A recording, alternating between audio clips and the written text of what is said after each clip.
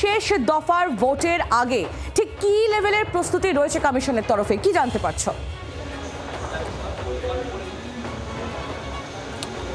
দেখো, এখনো পর্যন্ত যা খবর, কমিশনের তরফ থেকে কিন্তু প্রস্তুতি পুরো শেষ। আগামীকাল দ্বিতীয় দফার ভোট, শেষ দফা। 142টা আসনে 8টি জেলা মিলিয়ে ভোট হবে এবং প্রস্তুতি কমিশনের দিক থেকে কমপ্লিট। মোটামুটি এখন শুধু শেষ মুহূর্তের জিনিস দেখে নেওয়া হচ্ছে। যেমনটা তুমি বলছিলে, ডিসিআরসি থেকে ইতিমধ্যেই সমস্ত সামগ্রী নিয়ে ভোটকর্মী যারা রয়েছেন তার নির্দিষ্ট বুথে, নিজ নিজ বুথেই পৌঁছে ইতিমধ্যেই অনেকে গিয়েছেন। অল্প কিছুজন বাকি রয়েছেন, তারাও হয়তো আজ রাতের মধ্যে পৌঁছে যাবে। অর্থাৎ কাল 5:30 থেকে যে মক পোল শুরু হবে তার আগে যাবতীয় প্রস্তুতি কিন্তু শেষ হয়ে যাবে এবং মোটের উপর বলা যায় এই মুহূর্তে প্রস্তুতি শেষ। তবে যে প্রিকশনারি মেজারগুলো কমিশনের তরফ থেকে প্রথম দফার আগেও নেওয়া হয়েছিল সেগুলো কিন্তু মেনটেন্ড এবারেও হচ্ছে। যেমন দেখো, এমার্জেন্সি যে দোকান, অর্থাৎ ওষুধের দোকান, দুধের দোকান, এই ধরনের দোকান ছাড়া কাল ভোটের সময় কিন্তু বুথের প্রিমাইসেসে বা ভোট কেন্দ্র চত্বরে কোনো দোকান খোলা রাখা যাবে না। বাইক নিয়ে একসাথে বেরোনো যাবে না, যে নির্দেশ দেওয়া হয়েছিল 48 ঘন্টা আগে থেকে, সেটাও মেনটেন্ড হচ্ছে। বাইক নিয়ে অবশ্যই কেউ বেরোতে পারবেন, তার কাছে আইডি কার্ড থাকতে হবে, কিন্তু একসাথে অনেকগুলো বাইক নিয়ে বেরোনো এই নিয়মটা করা যাবে না এবং কোথাও একসাথে জমায়েত করা যাবে না। এরকম নানাবিধ যে বিষয়গুলো বলা হয়েছিল কমিশনের তরফ থেকে প্রথম দফার আগেও, একই জিনিস কিন্তু থাকছে আগামীকালেও। এবং কমিশন যে মোবাইল নাম্বার এবং যে ফোন নাম্বার এবং যে ইমেল আইডি দিয়েছে কমিশনের তরফ থেকে, সেখানেও বারবার বলা হয়েছে যে ভোটের সময় কোনো রকম সমস্যার সম্মুখীন হলে, কেউ থ্রেট দিলে, ভোট দিতে না পারলে, কোনো রকম কিছু অসুবিধা হলে কিন্তু ওইখানে মেল করা যেতে পারে বা ফোন করে কমপ্লেন জানানো যেতে পারে, ইমিডিয়েটলি অ্যাকশন নেওয়া হবে। গতকাল রাতে 809 জনকে গ্রেফতার করা হয়েছে, যারা এই 8টি জেলা মিলিয়ে যারা ট্রাবল মঙ্গার হিসেবে চিহ্নিত। এর আগে 1500 জনের বেশি অ্যারেস্টেড হয়েছিল, প্রায় 2300 জনের উপরে ইতিমধ্যেই এই 8 জেলা থেকে অ্যারেস্টেড হয়ে গেছে। অর্থাৎ যারা ট্রাবল মঙ্গার হিসেবে আইডেন্টিফাইড, তারা যাতে ফার্দার কোনো রকম প্রবলেম ক্রিয়েট করতে না পারেন ভোটের দিন, সেটাও এনশিওর করা হয়েছে কমিশনের তরফ থেকে। ফলে সব মিলিয়ে কমিশন যাবতীয় যে ব্যবস্থাপনা সেটা সেরে রেখেছে। অতিরিক্ত পুলিশ অবজারভার বিভিন্ন জায়গায় মোতায়েন করা হয়েছে, 11 জন পুলিশ অবজারভার বাড়তি আনা হয়েছে। সব মিলিয়ে কমিশনের দিক থেকে কমিশন কিন্তু প্রস্তুত। ওয়েবকাস্টিংও অনেক আগে থেকে ট্রায়াল রান শুরু হয়ে গেছিলো দ্বিতীয় দফার ক্ষেত্রে, এবং ওয়েবকাস্টিংয়ের জন্য যে মনিটরিং সিস্টেম, যেটা সিও দপ্তর থেকে হচ্ছে, কমিশন থেকে হচ্ছে, সিআইএসএফ এর তরফ থেকে হচ্ছে, সে সবগুলো খতিয়ে দেখার কাজ কমপ্লিট হয়ে গিয়েছে। অর্থাৎ ওয়েবকাস্টিংয়ের মাধ্যমে যে মনিটরিং, সেটার কাজও কিন্তু সম্পূর্ণ হয়ে গেছে এবং যারা ভোট কর্মী থাকছেন তাদেরকে স্পেসিফিক্যালি নির্দেশও দেওয়া হয়েছে যে ভোট শেষ হওয়ার পর কিভাবে ডেটা সংরক্ষণ করা হবে, কিভাবে ক্যামেরাগুলো খুলে আনতে হবে, বা কিভাবে ইভিএমগুলোকে স্ট্রং রুমে পাঠাতে হবে, প্রত্যেকটার পুঙ্খানুপুঙ্খ নির্দেশ কমিশনের তরফ থেকে দেওয়া হয়েছে। অর্থাৎ ভোটের যাবতীয় প্রস্তুতি সারা।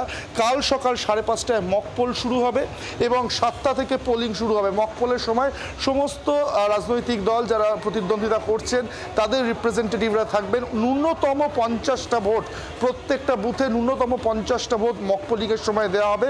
ম্যাক্সিমাম যত ইচ্ছা দেওয়া যেতে পারে, তবে অন্তত 50টা ভোট দিতে হবে মক পোলিংয়ে, যাতে দেখে নিতে হবে যাতে কোনো রকম সমস্যা ইভিএমে নেই। যাতে যদি সকলেই এগ্রি করেন, সকলেই যদি দেখে নেন যে 50টা ভোট বা তার বেশি দিয়ে কারোর যদি কোনো আপত্তি না থাকে, সেক্ষেত্রেই প্রিসাইডিং অফিসার যিনি থাকবেন তিনি ভোটের জন্য রেডি করবেন সমস্ত কিছু। 7টা থেকে ভোট শুরু হবে, তার আগে এই মক পোলিংয়ের কাজও শেষ হয়ে যাবে। তো সব মিলিয়ে কমিশনের তরফ থেকে যা যা করণীয় কমিশন ইতিমধ্যে সেটা সেরে ফেলেছে এবং কমিশন এনশিওর করতে চাইছে আগামীকালের ভোটেও যাতে প্রথম দফার মতো হয়, বিশেষ কোনো অনভিপ্রেত ঘটনা না ঘটে। প্রথম দফাতে আমরা দেখেছি বিক্ষিপ্ত কিছু ঘটনা ঘটেছে, সেই জন্য সেন্ট্রাল ফোর্সকেও কিন্তু নির্দেশ একটা স্পেশালি দেওয়া হয়েছে, শুধু বুথ প্রিমাইসেস বা 100 মিটারের মধ্যে নয়, বুথ থেকে বেশ খানিকটা দূরেও কিন্তু সেন্ট্রাল ফোর্সকে নজরদারি করতে বলা হয়েছে। অর্থাৎ বুথ চত্বর বা আশেপাশে এলাকাতেও কিন্তু সেন্ট্রাল ফোর্স নজরদারি চালাবে এবং তাদেরকে বাইকও দেওয়া হয়েছে যাতে তারা সরু অলিগলির মধ্যে ঢুকতে পারেন। ফলে যেরকম ঘটনা আমরা দেখেছিলাম, বিজেপি প্রার্থী আক্রান্ত হয়েছিলেন বা যাতে ওই ধরনের কোনো বিক্ষিপ্ত অশান্তির যে ঘটনা আমরা প্রথম দফায় দেখেছি, যাতে সেগুলো দ্বিতীয় দফায় না হয়, সেদিকেই একেবারে চূড়ান্ত সতর্কতা অবলম্বন করে চলেছে কমিশন, সেটাই এই মুহূর্তে উঠে আসছে। অর্কদীপ্ত, তুমি নজর রাখো। আর বিভিন্ন জেলার ডিসিআরসি কেন্দ্রগুলো, সেই কেন্দ্রগুলোতে এই মুহূর্তে এবারে শেষ মুহূর্তের প্রস্তুতিটা কেমন আমরা একটু জেনে নেবো আমাদের প্রতিনিধিদের মাধ্যমে। বারাসাতের দিকে নজর রাখবো, মনোজ মণ্ডল সেখান থেকে রয়েছেন আমাদের প্রতিনিধি একেবারে সরাসরি। মনোজ, তুমি যে ডিসিআরসি কেন্দ্রে এই মুহূর্তে রয়েছে, সেখানে ছবিটা কেমন?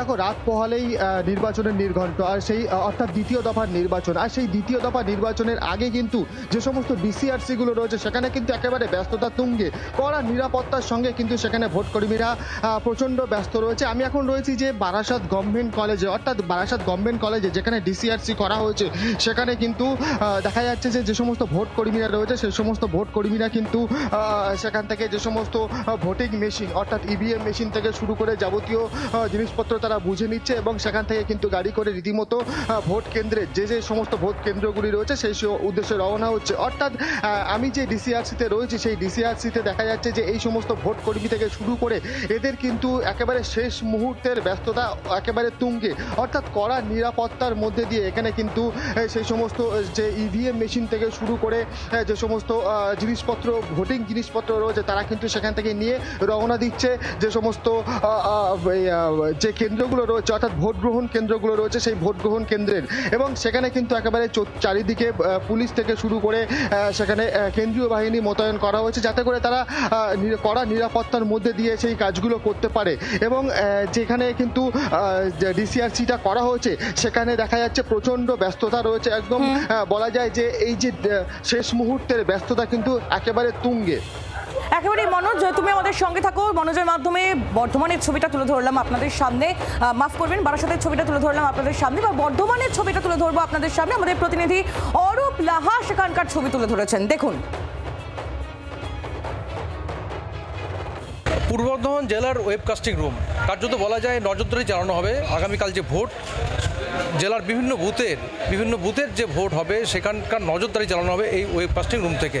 প্রত্যেকটা বুথের কোনো সমস্যা হলো কিনা, কোথাও কোনো অশান্তি হলো কিনা, বা নির্বাচন কমিশনের কোনো নির্দেশিকা পালন করা হচ্ছে কিনা, কার্যত বলা যায় সবটাই নজরদারি চালানো হবে এখান থেকে। এবং তার জন্য ইতিমধ্যেই ওয়েবকাস্টিং রুমের যে কাজকর্ম সেটা শুরু হয়ে গেছে এবং ইতিমধ্যেই যারা পোলিং পার্সন, ভোট কর্মী তারা পৌঁছে গেছেন বিভিন্ন বুথেতে, সে দৃশ্য দেখা যাচ্ছে। কার্যত বলা যায় যে আগামীকালের যে ভোট, সেই ভোটকে কেন্দ্র করে যে নজরদারি, সে নজরদারি হয়ে গেছে। 24 ঘন্টার জন্য ক্যামেরায় সদন সিনহার সঙ্গে অরূপ লাহা, বর্ধমান। বাংলার আওয়াজ, বাঙালির আবেগ, জি 24 ঘন্টা।